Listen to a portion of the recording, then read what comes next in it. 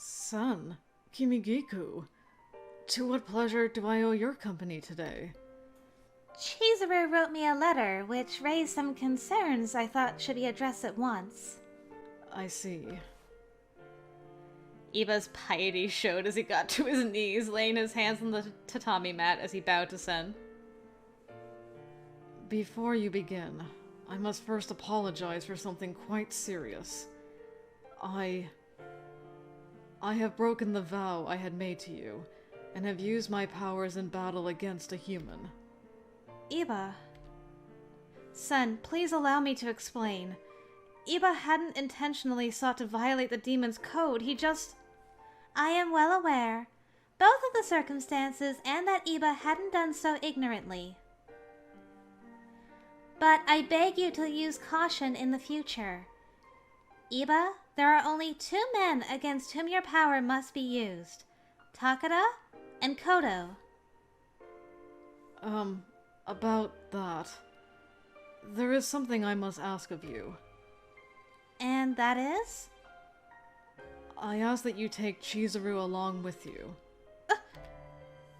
His request knocked the wind out of me, as if he punched me right in the gut, and I had to stop myself from wanting to cry. Judging from Iba's aloofness after these past few weeks, I couldn't exactly say that it came out of nowhere, but there was no way to soften the blow. I suppose, like I had feared, my welcome with Iba had been overstayed, and I kept my mouth shut because I was totally wrong about the motives behind this. Care to explain your reasoning? You swore to me, right in front of my face, that you would protect her. Was all of that a lie, too? I owe you an apology for that as well. In our current circumstances, however, I am uncertain whether I am adequate to protect her. I cannot stress enough that my presence puts her life at serious risk, as there is no telling what I may do, or how I may strike. Forgive me, but I know not of what you speak.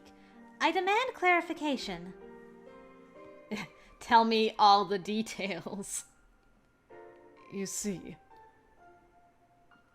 And so, Iba went on to describe our most recent encounter with Takada and Hakone, including the startling revelations that our adversary had made.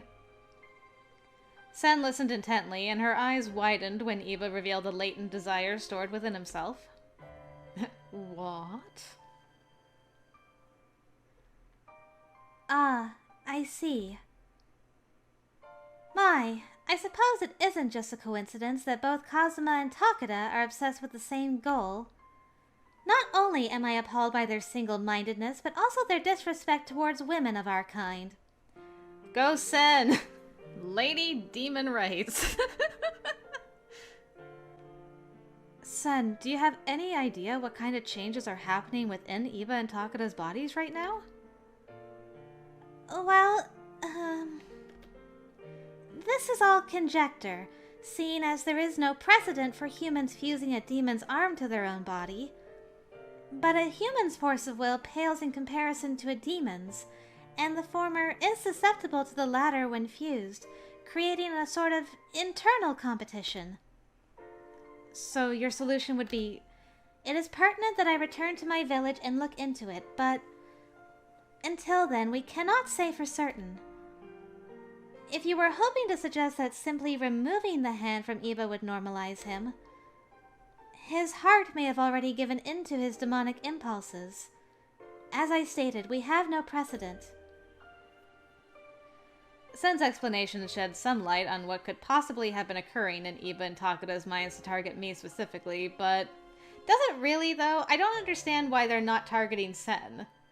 She is arguably even more eligible than Chizuru, and they both have had contact with her in some way, shape, or form.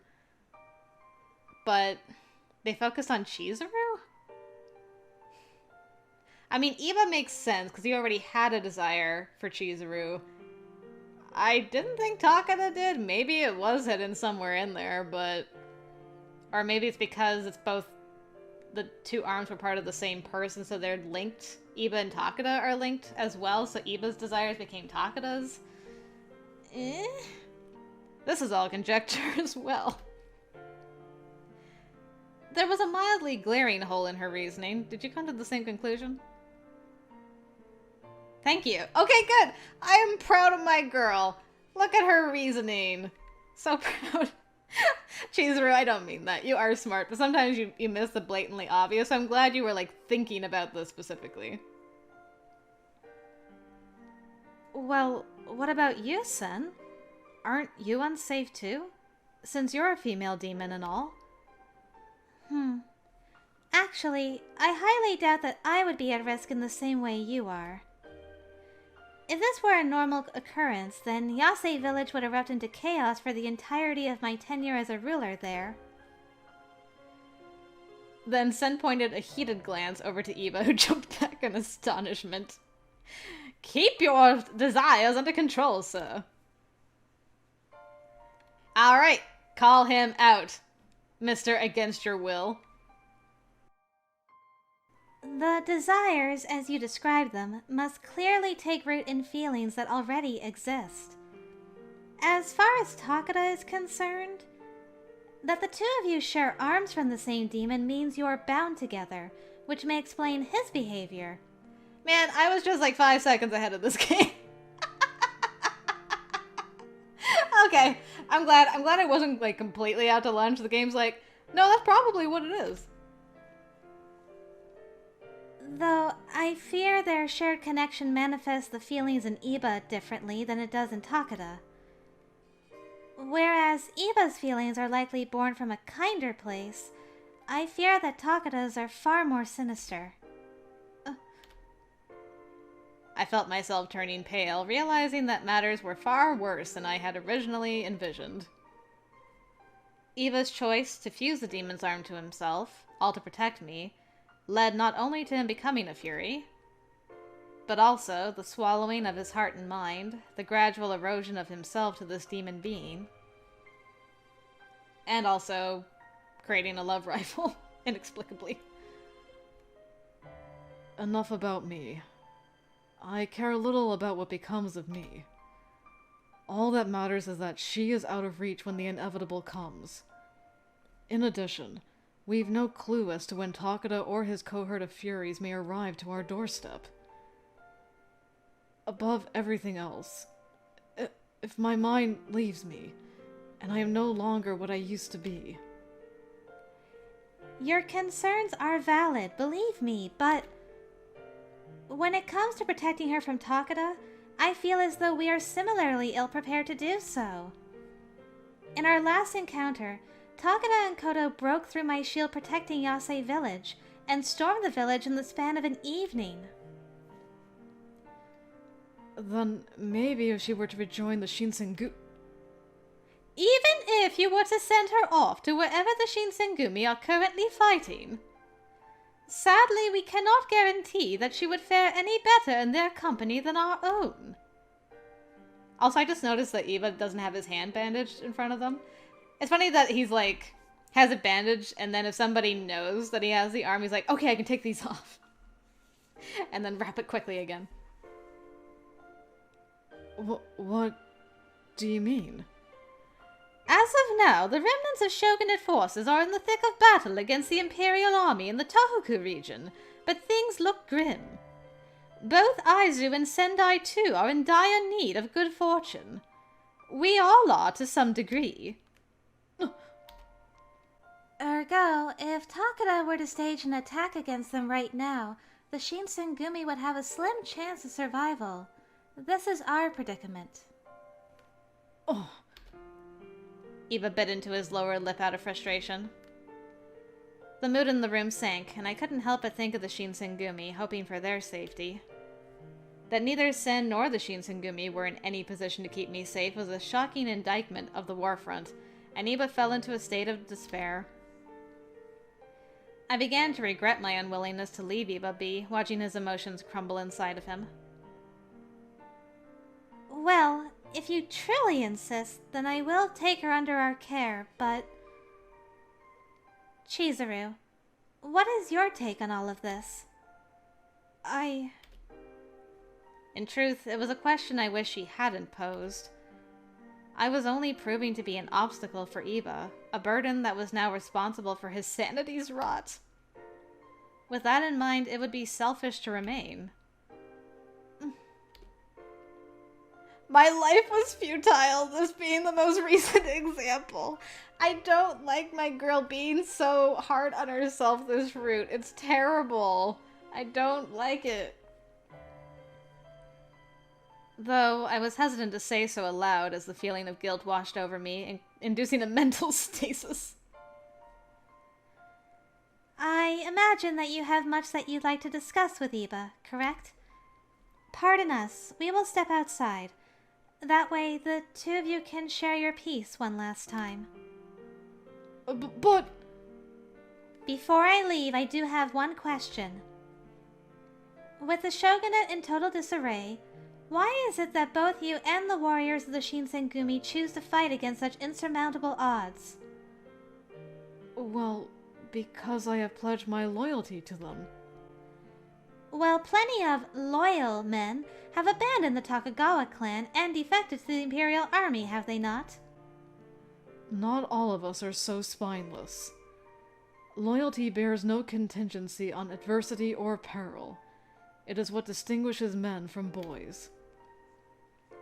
Those who would abandon their cause and their people in times of strife aren't warriors in my eyes. The last thing I would want is to tarnish the name of the Bakushin by refusing to let my sword swing in the name of the shogunate. So, what you're telling me is that victory matters less than the dedication to see a defeat to its end. Precisely.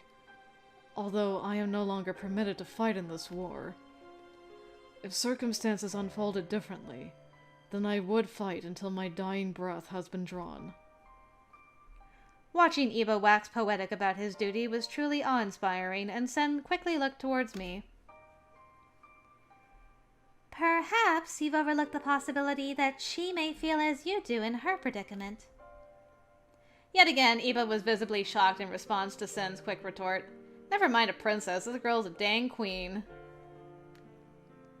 What do you mean? In life and in war, victory isn't all that matters. What matters is preserving what we deem precious. How are you so obtuse not to understand that women are capable of bearing the same burden? No matter the risk, how badly hurt she may be, or if her choice costs her her life. In spite of all these things, she has dedicated her life to you, and will see it through until the end. Iba gulped, swiftly shifting his eyes over to me. I mean, it's true. He gazed at me inquisitively, and the green in his eyes sparkled like emeralds. Now, excuse us as we leave you two alone. If you need us, we will be eating at the nearby tea shop, so please notify us when you're done. Okay, thank you. Sen is such a wing girl. Man alive. So good. She's such a way with words. She made him think, and she's like, duh. Why do you think she's here? With that, Sen and Kimigiku bowed politely and walked towards the front door. After the door was slid shut, silence filled the room. Our eyes wandered, mine to the flicker of shadow from a tree branch outside of our window. Was this a conversation either of us were prepared to have? The room's stillness said otherwise. Doesn't matter if you're prepared to have it, it needs to be had. Needed to be had a long time ago. Worry began to burrow its way into my heart. However, seeing as this could be my last opportunity to do so, I decided to express my honest feelings. Chizuru. Yes? Is everything Sen just mentioned true? That, no matter whatever risk I may impose upon you, that you intend on dedicating your life to me?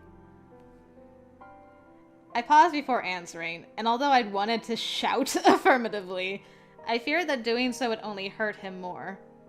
My answer was timid but resolute. Yes. I've told you, time and time again, as long as I'm with you, I don't care what happens to me. No matter how things unfold, or what kind of cruel treatment Iba may unknowingly subject me to, there was no place I would have rather been than beside him. What do you have to gain in doing so? Is all of this to assuage your guilt because I have been forced to live with this wretched hand? Or am I merely at the mercy of your pity? Neither. Then, is it because we are childhood friends? No, that's not it either. Then, why? Iba's voice cracked from frustration. I suppose that he could have interpreted my stubborn behavior as one befitting a spoiled, petulant child. And I gave him the benefit of the doubt for thinking so, because the only thing that truly mattered was... Oh my god, we're not even in chapter 4, are we getting the confession? Girl, you're a chapter early! Amazing! Good job! We gonna get smooches? It's because I love you, Iba. I don't care how much it hurts me, inside and out. I can't bear the thought of living without you. Suddenly, Iba jolted as if he were struck by a bolt of lightning, and his eyes illuminated with light. It seemed too much to contain, and he shut his eyes tightly to process my solemn confession. It was very solemn. You have no idea how much that means to me, but I am undeserving of your love. Such feelings are wasted on the likes of me. That isn't true at all! Why would you believe such a thing? There isn't anyone else who makes my heart flutter like you do. It's you, Iba. It always has been. Except for when I forgot about you for a few years, sorry. Iba averted his contemplative gaze, and silence hovered between us for a moment. Eventually, he turned to look me in the eye. When we were children, I had given my word to you that I would protect you. But afterwards, there was a period of time when I hadn't shown my face around you. Do you remember? Did you ever realize why? I shook my head, drawing a blank. I have wondered about this. Was it because you were busy, training at your dojo? Well, to some extent. Back then, protecting you was my sole ambition, a motivator I'd use to keep myself in the dojo. But in the back of my mind, I knew that there was no guarantee that one day your heart would be mine. So I committed myself to my training, hoping that, in the process, I would become worthy of your love. If I were to successfully emerge as a worthy man, only then could I ever tell you the truth. Even if you had already chosen another suitor in my stead. It was for both of our sakes. That way, you wouldn't regret having chosen me, and I wouldn't burden you. Iba. A courteous and genuine charm dripped from his admission, and a fuzzy feeling warmed my heart. Being the object of Iba's affection had taken me by total surprise, especially knowing that he had carried those feelings for over a decade. However, I am at the mercy of this accursed hand, and it tells me things, whispers in my ear. Not just because of you, but because of your lineage. Even if you had decided to leave me, to travel someplace far away from here, it would gnaw at me until I pursued you. It would not rest. It is drawn to you in a way that is unlike how I'd felt about you as a young boy. Sadly, there is something far more malicious at play here. If this keeps up, I'm afraid that it would conquer my true feelings for you, and that the difference would escape you entirely. Iba's eyelids trembled to the beat of his anguish. How much more torture could Iba endure? It took so much courage to reveal that my life was at risk, that I could potentially die by his hand. But Nothing could pry me from him, which I interpreted as the truest sign of our dedication to one another.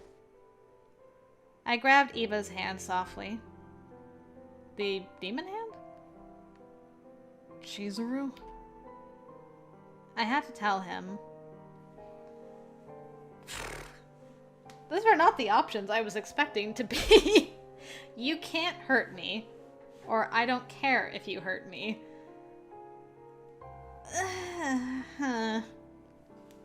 I'm torn now. I don't think Eva's actually a yandere. I think they've used the hand as a way to have yandere tendencies in this character, which is an interesting way to handle it. Instead of having a 100% yandere character, having it be affected by this demon hand is like a really clever way to do it. So I'm okay with it. I'm more okay with it than I have been with other yandere characters.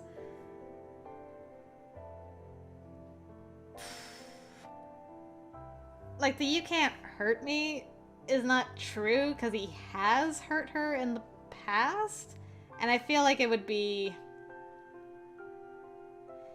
true to say that to him, because he'd be like, I've hurt you so many times already. I am holding myself back, and I can hurt you much more. Whereas if you say, I don't care if you hurt me, it acknowledges that he can hurt you, but she doesn't actually care, which is how Chizuru's thought process is right now in this route. That's a very... like, that's a thing you would say to a yandere character. So I'm like, eh. But you know what? This is probably the way to go. This was a really nice confession, though, I gotta say. Between the two of them. Alright, I'm gonna go with this. I could save. I can rewind, though. I think I can actually just use the rewind feature if I want to. Here we go. My feelings on the matter will never change. I don't care if it may hurt. If it's you, Eva, no matter what you throw at me, it won't hurt. Not as much as leaving you would. For once, I wore my heart on my sleeve. It was the least I could do in return. Besides, my love for you isn't dependent on whether or not you're fit to protect me. When the two of us were younger, you were so convinced that you needed to protect me. But I fell in love with you because of the sunshine in your eyes, that kindness, that laugh. The man I love, the one I remember, would never succumb to the temptations of an evil demon. Of that, I am certain. Eva's lip quivered, and he slumped his head, letting what I said resonate with him for a moment. Then his eyes began to fill with tears. You'll always believe in me, huh? Even if my mind begins to fade, and I resemble less of myself, you'll still keep my heart safe in hands? You won't think any less of me? Of course not. My heart is yours to keep. That's a promise. As the words escaped my mouth, Eva clasped my hand tightly. That was the right option. It was very sweet, even though she kind of said, like, you can't hurt me anyway. But it was because being away from you would be the ultimate hurt. I'm shocked by how touching this whole confession scene is. I really like it. It's well done. I must be the luckiest fellow in the world. Each time that you speak, your words tug my heart closer to you, and I am coaxed by the gentle lullaby of your voice. Eva! For once, I understand what it means to love. To desire nothing more than to move the moon and stars, just to see them twinkle in your lover's eyes. Chizuru, thank you. Thank you. So much. Eva wrapped his arms around me, and I felt so safe and warm in his tender embrace, despite the fact the music stopped. Why the heck did the music stop? Please let it not lead to actual hurt now. I trusted you, Eva. Don't do me this way. Oh.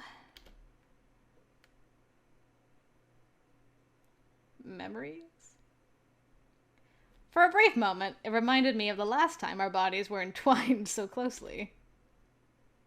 Unlike that time, however, there was no hint of madness in Eva's eyes.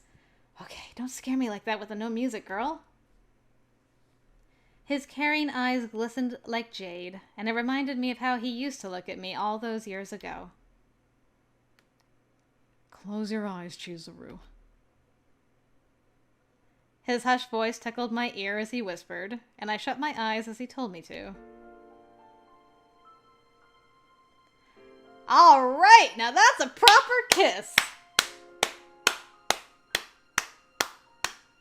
Well done. Well done.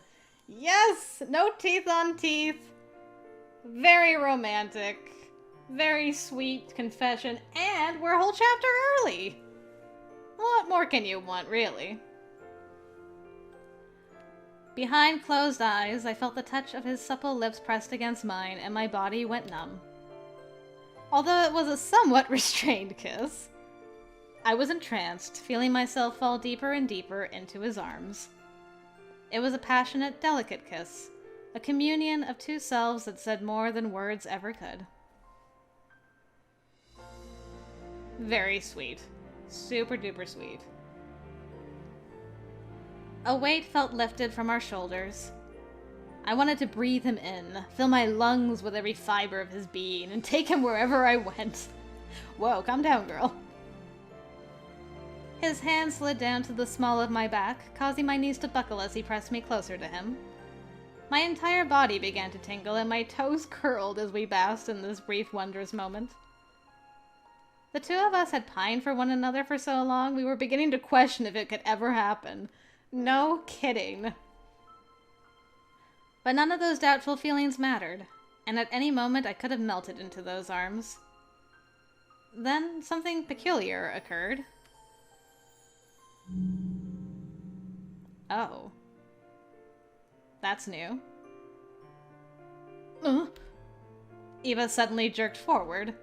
I was thrust back to reality. Our lips parted, albeit tepidly, and I glanced at him. You good? What is the meaning of this? Eva? My hand is acting strangely. The voice in my head, I can no longer hear it. All of a sudden, there is clarity. And that's not all. Perhaps, could it be that the tempest inside my heart has calmed after accepting my feelings for you? I don't know?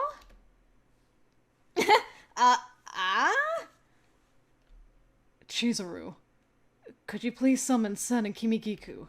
Yes, I'll get them right away. What the heck happened? As soon as Sen and Kimigiku walked through the door, Eva began recounting what had happened with boundless enthusiasm.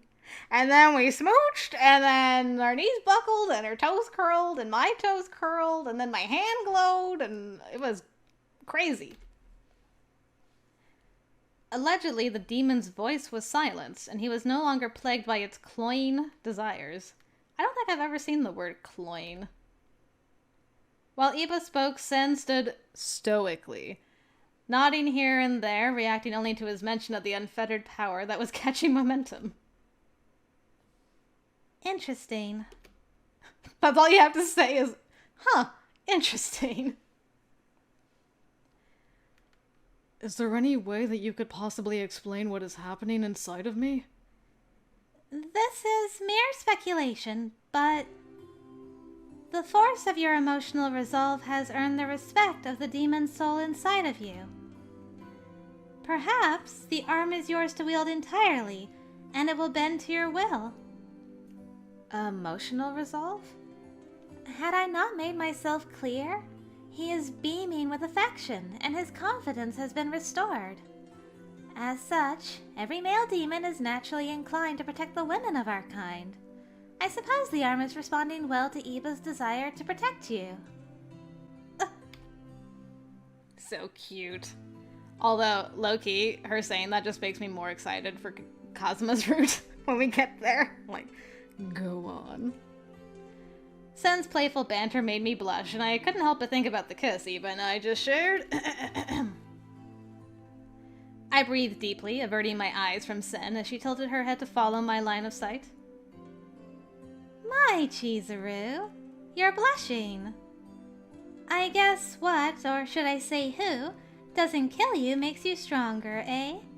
What? Don't mock me!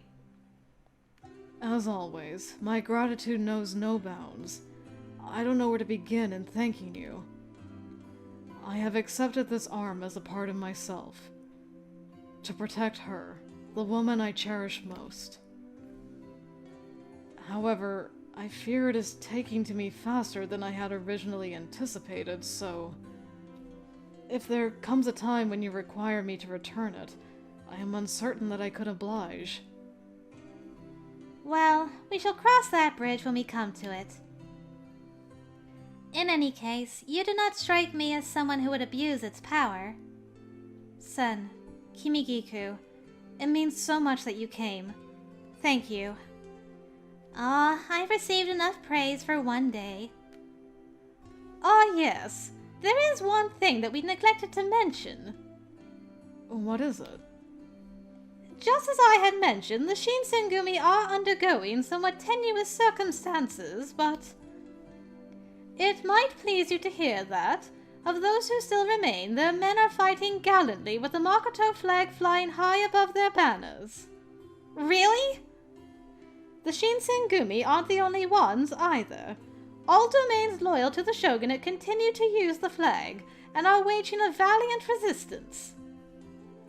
I was elated to hear her mention the Makoto flag. In my mind's eye, I envisioned the Shinsengumi men, their faces covered in blood and soot, resilient even in the face of death.